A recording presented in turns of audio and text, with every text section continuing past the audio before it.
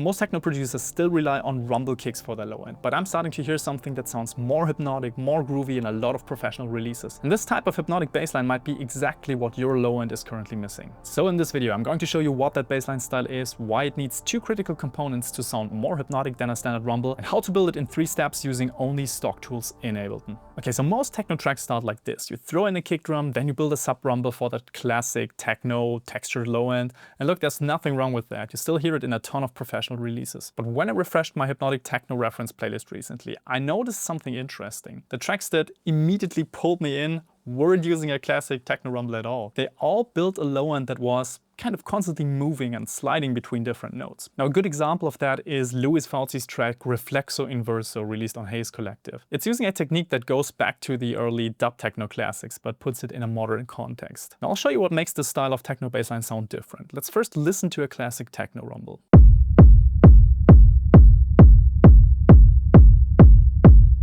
And now listen to this other style of sub bass.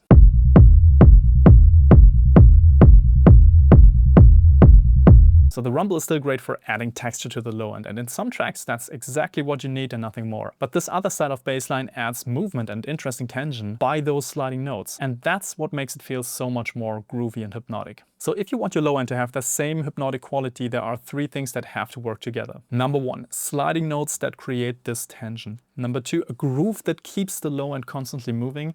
And number 3, a texture that gives it that unique immersive feel. And that's exactly what I'm going to show you how to build in the next 3 steps. So the first thing that separates this bassline style from a standard rumble is those sliding notes. But why do sliding notes actually make a bassline sound more hypnotic? Well, it comes down to something that might feel counterintuitive at first. In techno, the most interesting sounds often live in this space between 2 notes. And that means we care more about modulated frequencies and the interesting dissonances this creates than we care about perfectly pitched scales. So producing techno is always a balancing act between stable sounds on one side, like a 4 to the floor kick drum, and unstable sounds on the other side that create tension, like an offbeat hi-hat or a note that's slightly sliding between 2 different semitones. And that push and pull between stable and unstable elements is exactly what creates that hypnotic tension and groove. Now, these are the same principles that will help us design this bassline. We'll use a pitch bend technique to slide between notes in our sequence, and that will introduce this feeling of dissonance and tension. So here's how it works. First, you need a sequence for your bassline. Now, if your track already has a lead line, you can try to just use that as a starting point and pitch it down.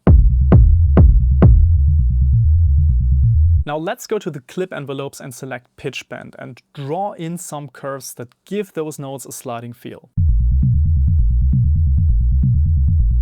Notice how this subtle pitch bend immediately changes the character of the whole bassline. Now you could of course use the glide function of your synth instead, but I prefer the pitch bend envelopes because you get far more granular control over the exact shape of each slide, and that means you can come up with more unique results. And of course you can also combine the 2 methods. So when you're creating a bassline like this, make sure to go beyond the MIDI notes and use pitch bend envelopes to create these deliberate sliding dissonances. That's a huge part of what makes it sound so hypnotic. But sliding notes alone aren't enough to make that bassline work. The second component is what makes it constantly move and evolve. So when you listen to this sequence, it still feels too much like a robotic loop because what we have here is 2 identical bars of straight 8th notes, which is very predictable. Now, sometimes that's exactly what your track calls for, but remember what I said earlier about this balance between stable and unstable elements. Right now, that bassline feels very stable and it lacks that evolving movement. So let's introduce an element of instability. The simplest way to add movement is rhythmic displacement, and here's one of my favorite hacks for that. Just push the second bar of MIDI notes 1 step to the right.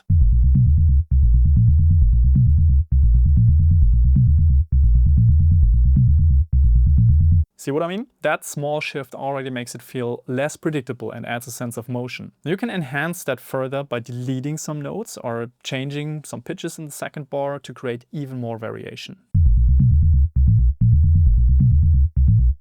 But here's a more powerful technique you'll hear in a lot of professional hypnotic techno releases, and that's introducing a polymeter. This means you're playing an uneven number of steps over your 4 to the floor kick drum. So instead of your standard 8 steps, you might try 3 steps, 5 steps, or even 9 steps.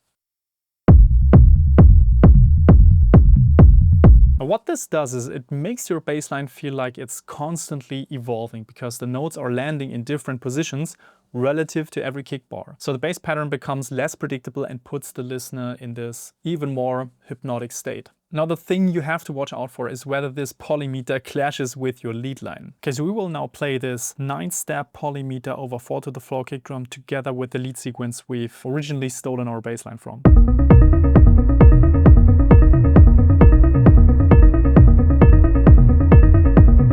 Now it kind of works if I'm honest, but I also think it's making the low end a little bit messy, so I would maybe in this case prefer to use this other method of just going for rhythmic displacement. So when you're producing this type of bass line, use rhythmic displacement as a starting point, then reach for polymeters if you want to make it even more hypnotic, but don't force it, because if it doesn't want to lock in with the rest of your track, then it's probably not the right technique. Now once you've got both the sliding notes and the movement locked in, there's one more layer that professional producers obsess over, and for good reason. It's the texture that fills this space in the low end. So right now that bass line still sounds too clean and it lacks that immersive texture that you're hearing in professional releases. And getting this right is a make or break moment in every techno track, because the low end is the foundation on which you build the entire track. If that doesn't sound right, it simply won't work in the club and DJs won't play it, no matter how good your lead synth is. Okay, so let's build that texture in layers. I usually start with a filter, a bit of resonance, and then sweep it until you find the sweet spot where you can hear the bass moving, but it feels like it's pushing the track from below rather than sitting on top of the kick drum.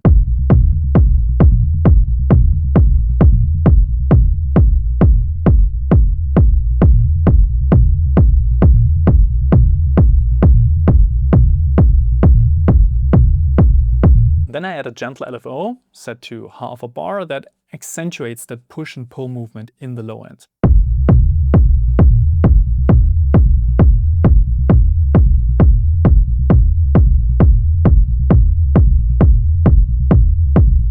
This creates a nice interplay with these sliding notes, and you can hear the low end pushing and pulling. Now we can add reverb going into an amp or some saturation, so very similar to what you know from a classic techno rumble. So let's add a bit of saturator, hybrid reverb, and a bit of amp. Now this is what it currently sounds like. This is without. And I sometimes like to push this into a limit a little bit, set to the maximize function, just to fatten the bass as much as possible.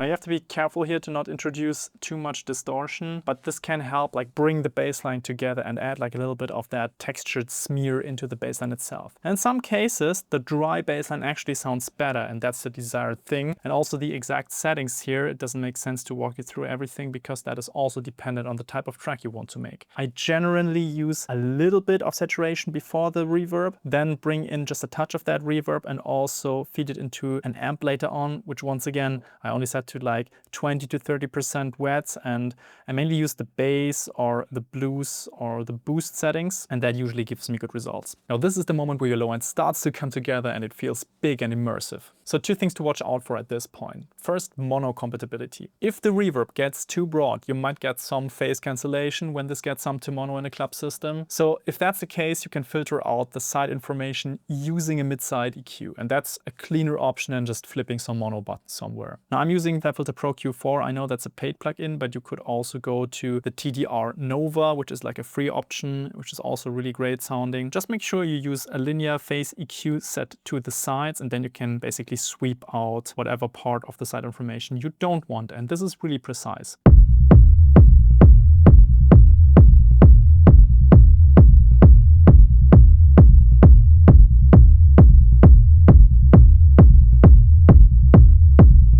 And then just make sure your kick drum still punches through that bass texture, because if you don't get this right, you kill the entire low end groove. And a ducking tool like Shaper Box or sidechain compression with a touch of EQ maybe can easily handle this. So here's what the full thing sounds like in context right now.